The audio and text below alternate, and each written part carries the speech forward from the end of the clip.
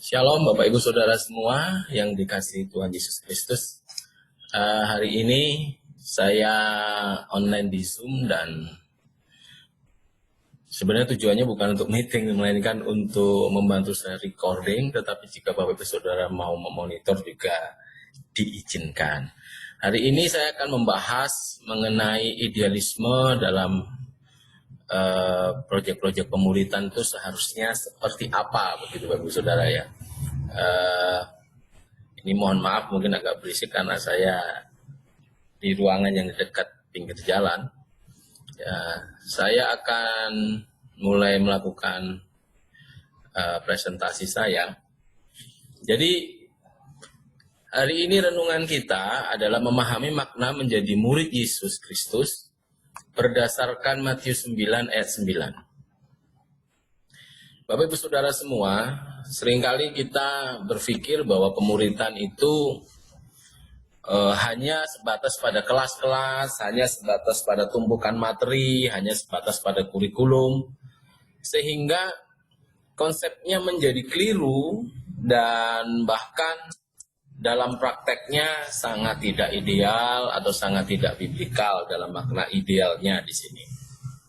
Sekali lagi, Alkitabiah maksud saya ya. Nah, mari kita membaca Matius 9 ayat 9. Matius 9 ayat 9. Setelah Yesus pergi dari situ, ia melihat seorang yang bernama Matius duduk di rumah cukai. Lalu ia berkata kepadanya, "Ikutlah aku." Maka berdirilah Matius lalu mengikut dia.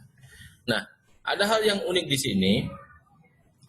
Seringkali kita hanya mengenal istilah ini sebagai khotbah tentang undangan Yesus. Oh, model Yesus mengundang dan sebagainya. Melainkan lupa untuk menggali lebih dalam makna dari undangan ini di dalam konsep komunikasi atau hubungan Yesus dengan murid-muridnya.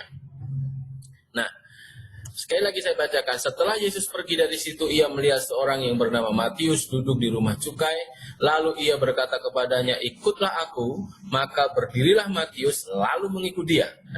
Ada undangan, lalu ada respon yang aktif. Jadi juga responnya diikuti dengan tindakan.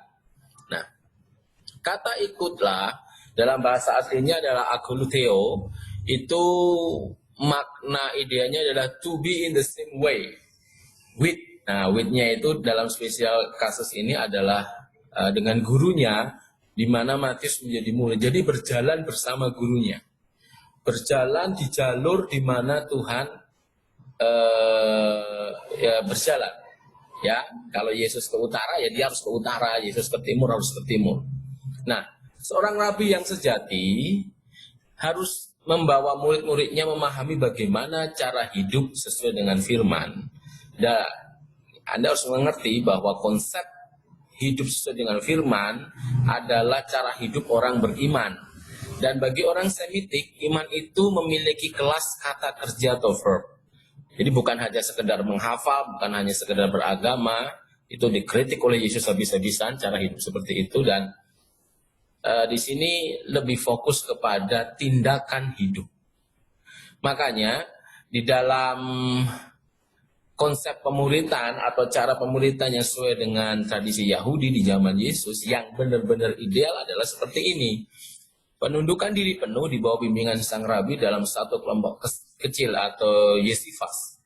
Jadi ada sebuah work group atau kelompok kerja, kelompok bimbingan di mana Yesus jadi mentor di situ. Yesus duduk hidup bersama mereka. Nah, itu konsep murid. Nanti kita akan perdalam lagi hal itu. Lalu yang kedua adalah ada jadwal yang rutin bergumul dengan firman Tuhan melalui dialog dengan pertanyaan-pertanyaan yang membuat murid memahami bagaimana cara hidup sehari-hari berdasarkan firman. Jadi tidak dalam bahasa sekedar teoritik, tetapi bagaimana itu firman itu ditemukan hermeneutiknya dan bisa diaplikasikan. Kalau firman itu tidak bisa diaplikasikan, kalau pengajaran itu tidak bisa diaplikasikan, maka ini gagal dalam memuridkan. Pemuritan yang benar harus ada input firman Tuhan, outputnya adalah praktek. Nah, itu yang penting ya, idealismenya. Ya, Lalu meneladani pola kehidupan Rabi dalam kesehariannya. Dia ada transparansi. Gaya hidup Yesus, itulah pengajaran yang sebenarnya. Tidak hanya sekedar bicara, tidak hanya sekedar mujizatnya, tetapi gaya kehidupan Kristus, gaya kehidupan Yesus, itulah esensi dari bagaimana guru itu mendidik muridnya. Maka kalau kita ingat di Indonesia, konsep ini sangat dekat dengan kalau idea menjadi cantrik atau nyantrik begitu ya. Kalau dalam istilah teman-teman Muslim yang diadopsi dengan nyantri begitu. Di mana mereka tinggal di pondok bareng sama gurunya. Nah, seperti itu. Jadi, hal ini idealismenya seperti itu. Sehingga kalau kita bisa lihat ini betul-betul sebuah kehidupan yang intens antara guru dengan murid, di mana para murid melihat secara transparan bagaimana gurunya hidup dengan cara yang benar sesuai firman Allah dan mereka meneladaninya. Nah, di zaman sekarang memang tidak mudah kita menemukan guru seperti itu, akan tetapi bukan berarti tidak ada. Jadi Bapak Ibu Saudara, ini idealismenya ya. Nah, kalau kita coba bandingkan dengan Filipi 3 ayat 17, ini pernyataan Paulus kepada teman-teman, pada muridnya. Saudara-saudara, jadi dia tidak bilang murid-murid, dia bilang saudara-saudara. Ini menunjukkan bagaimana konsep pemuritan itu betul-betul membangun brotherhood, sisterhood, bukan berarti tertutup menjadi eksklusif, bukan. Eksklusivitasnya adalah Kristus yang telah menebus dosa kita dan kita memiliki janji itu, bukan dalam cara hidup. Jadi mereka tetap in pairs secara bersama-sama membangun kasih persaudaraan di situ ya. Ikutlah teladanku dan perhatikanlah mereka yang hidup sama seperti kami yang menjadi teladanmu. Jadi keteladanan penting di dalam pemuritan. Nah, ini yang harus kita pahami di zaman modern saat ini. Banyak hamba-hamba Tuhan, saya kemarin dapat kiriman video yang sangat miris, di mana seorang hamba Tuhan sudah punya 2 pesawat, masih menggerakkan jemaat untuk beli pesawat yang ketiga dengan istilah harus dibeli supaya bisa berkhotbah kemana-mana dengan cepat. Kedatang perginya bahkan yang berkata bisa peperangan rohani di udara dengan besar. Saya pikir fraud itu ya, dan bagi saya itu stupid idea, dan saya heran kenapa juga banyak jemaat yang terjebak. Dan situlah memang setiap penyesatan atau kesesatan selalu memiliki magnet tersendiri itu ya, dan biasanya bagi jiwa-jiwa yang juga serakah atau terluka dan sebagainya. Nah, coba juga dibandingkan lagi dengan Matius 23 ayat 4 sampai 11. Kalau Anda baca di sana, ini saya akan bacakan di kitab elektronik saya. Kalau diizinkan kita baca dari ayat 1 saja ya. Maka berkatalah Yesus kepada orang banyak dan kepada murid-muridnya katanya, ahli-ahli Taurat, jadi Yesus jelas menunjuk ya. Maka berkatalah Yesus kepada orang banyak dan kepada murid-muridnya katanya, ahli-ahli Taurat dan orang-orang Farisi telah menduduki kursi Musa. Memang mereka punya otoritas sebagai imam, sebagai pemimpin.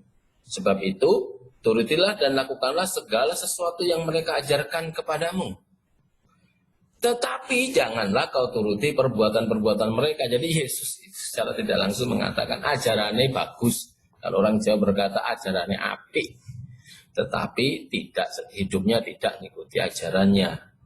Tetapi janganlah kamu turuti perbuatan-perbuatan mereka karena mereka mengajarkannya tetapi tidak melakukannya. Nah, itu kritikan. Yesus itu juga rabi, pengajar, dan bahkan teologi aja pengenalannya dahsyat ya. Anda tahu backgroundnya dia siapa.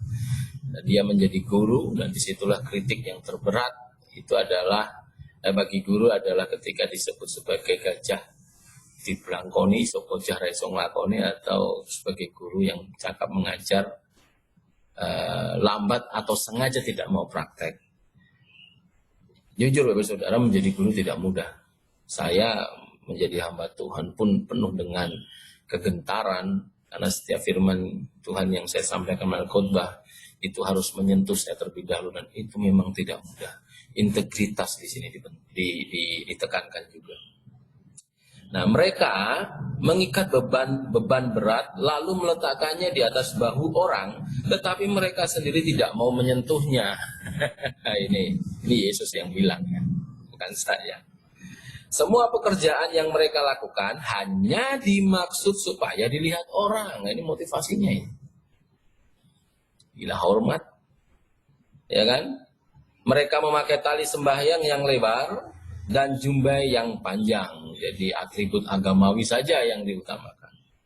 Tidak sampai kepada perubahan kognitifnya, afektifnya, lalu bergerak menjadi perubahan motorik. Ya, mereka suka duduk di tempat terhormat dalam perjamuan dan di tempat terdepan di rumah ibadat. Mereka suka menerima penghormatan di pasar dan suka dipanggil rabi. Loh, apakah salah kalau dipanggil Pak Guru? Masalahnya panggilan itu haruslah bukan karena Anda punya gelar itu. Maka saya pernah diskusi dengan orang, mungkin itu saya anggap saya melakukan apologia terhadap appearance saya. Saya tanya, kenapa Bapak dosen atau Bapak pendeta rambutnya gondrong panjang, terikat seperti ini? Saya gelung. Saya menjawab dengan sebuah analogi sederhana. Kalau engkau suka minuman jus, apokat atau jus jeruk, disimpan di botol plastik,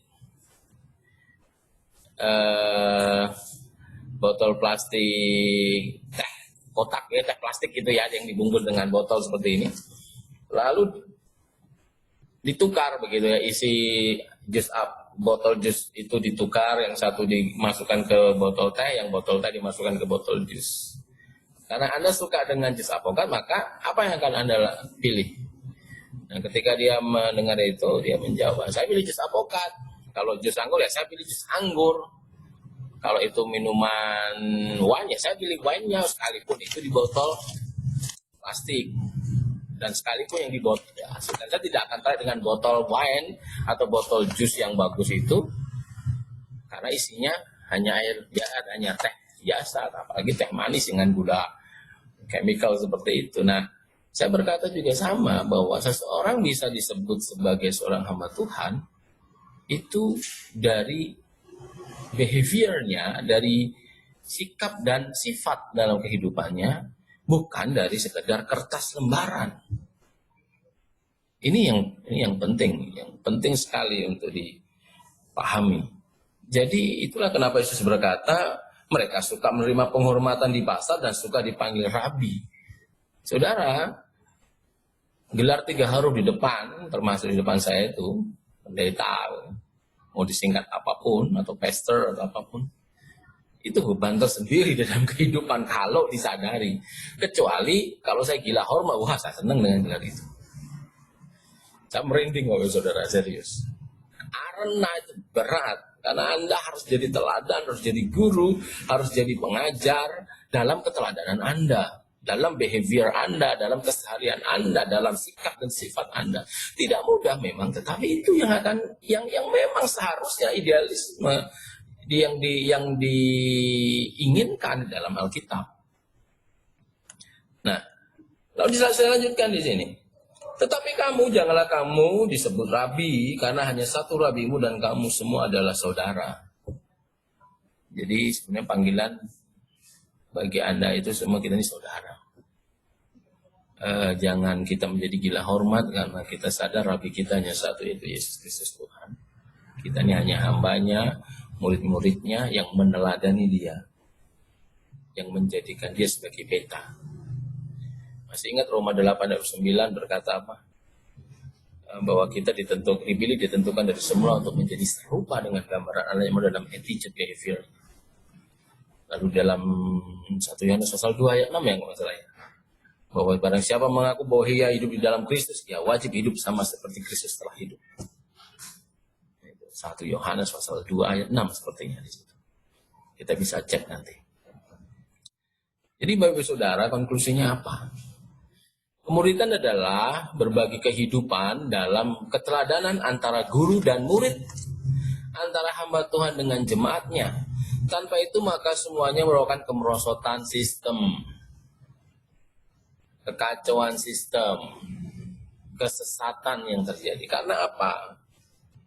Pengajaran firman Tuhan hanya sebatas mulut, sehingga sama Yesus dikritik habis-habisan. Memang dia harus dihormati karena mereka menduduki posisi iman, menduduki posisi guru. Ya, ini seumpamanya saya. Kalau saya sebejat-bejatnya, saya bejat begitu sebagai seorang hamba Tuhan, hidupnya tidak bermoral, tetapi saya mengajarkan firman Tuhan, ya ikuti firman Tuhan, tapi hidup saya jangan. Dan itu sebenarnya menyakitkan. Itu menyedihkan karena secara tidak langsung Yesus Kristus berkata kepada para ahli Taurat dan Farisi itu, kamu adalah orang tidak berintegritas. Ya kan? Kalau orang Jawa berkata ajining diri soko ing lati, ya kan gitu kan. Dan maksudnya berkata ajining diri soko ing lati, bahwa apa yang dia menjadi kebenaran hidupnya adalah berasal dari apa yang dia ucapkan. Dengan makna adalah ucapan itu dia hidupi, dia lakukan, dia jalankan. Jadi konklusinya adalah itu Bapak Ibu Saudara. Menjadi murid, memahami makna menjadi murid Kristus berdasarkan Matius 9:9 adalah apa? Ketika Anda menjadi murid Kristus, maka keteladanan Kristus di dalam bagaimana cara hidup, bagaimana cara menjalani kehidupan dalam hal yang sangat detail, keuangan pun, keluarga, dan sebagainya harus mengikuti dia. Nah, kalau dalam pelajaran di kampus, di mana kita belajar di sekolah-sekolah teologi disebut dengan etika moral, begitu. Yang bisa kita juga ajarkan dalam bentuk aplikasi di gereja-gereja. Sekali lagi, Bapak Ibu Saudara, kita yang memiliki kelas pemuritan harus sadar bahwa pemuritan yang baik, yang benar, yang ideal adalah pemuritan di mana para murid atau para jemaat melihat, ini bagi hamba Tuhan ya, melihat cara hidup kita, behavior kita, sikap hidup kita. Itu menunjukkan bahwa kita juga harus belajar. Makanya berkata bahwa Rabi kita hanya satu, yaitu Yesus. Karena hanya dia saja yang bisa menjalankan pola seperti itu. Saya masih belajar.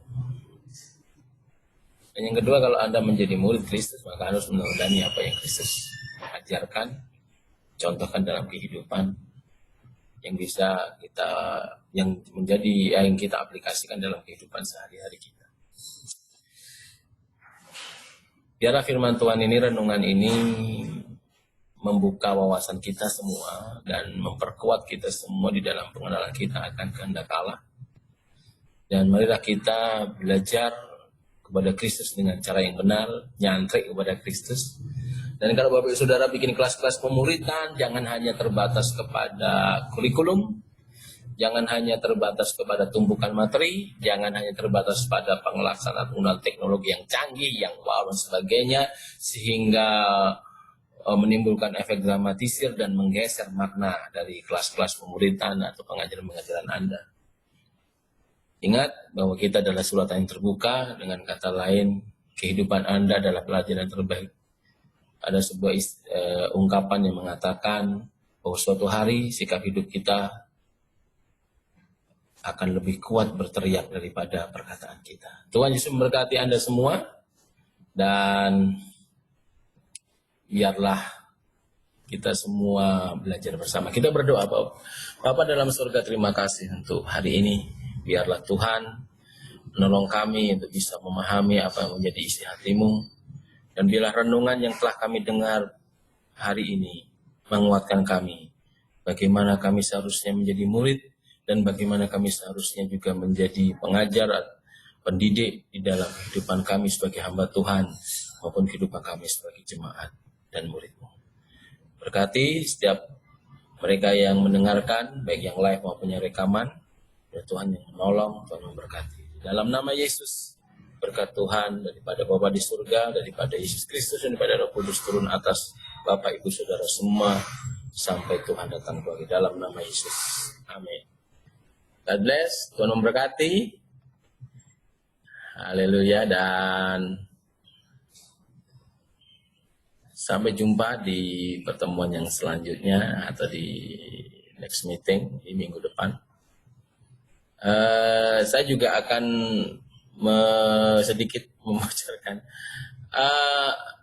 akan ada satu seri pengajaran khusus yang saya rekam, saya kirim di Facebook saya kirim di YouTube, adalah mengenai bagaimana sih kita bertumbuh di dalam Kristus melalui konsep yang sederhana yang diajarkan oleh Injil Yohanes, yaitu berakar, bertumbuh, dan berbuah.